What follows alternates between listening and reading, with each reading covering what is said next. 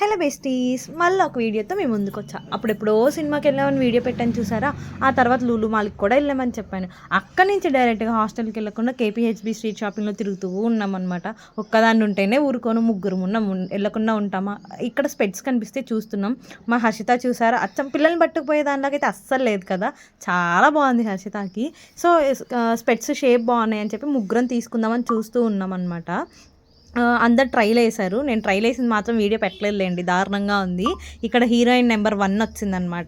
ఈమెకైతే ఆ స్పెట్స్ పెట్టుకోవడం కన్నా దాంట్లో ఫోటోలు దిగడమే ఇంపార్టెంట్ అనిపించి రోడ్డు మీదనే ఫోటోలు దిగేస్తుంది. ఇప్పుడు హీరోయిన్ నెంబర్ 2.